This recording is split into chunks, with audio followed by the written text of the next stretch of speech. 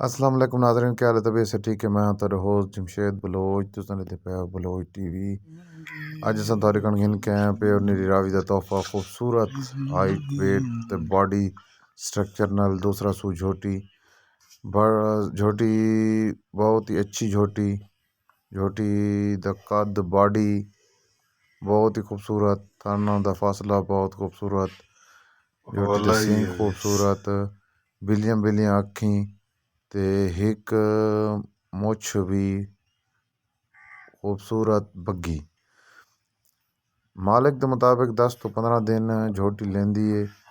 जिस भाई को ज़रूरत हो ज़रूर साना रबता कर रहा है। वीडियो अच्छी लगे तो चैनल को सब्सक्राइब करना है, लाइक करना है तो दोस्तों ने शेयर करना है। मालिक की डिमांड 3,50,000 है। मौके ते कमी बेशी हो वैसी बहुत ही अच्छी चीज़ नायाब चीज़ ते मार्केट दे तो तकरीबन 50 तो 40,000 सस्ती। अपनी चैनल ज़रूर सब्सक्राइब कराए, लाइक कराए तो शेयर कराए। वीडियो अच्छी लगे तो कमेंट्स अच्छे अच्छे कमेंट्स पास करने ताकि साड़ी हौसला अफजाई हो सके। असा 1K को द टारगेट पूरा होने वाला है। प्लीज़ जल्दी जल्दी सब्सक्राइब करो ताकि सारे 1K पूरा हो वजे। इसी दिन आज की वीडियो का अख्ताम करेंगे। पाकिस्तान जिंदाबाद, पाक फौज पाइंदाबाद। अल्लाह हाफिज़।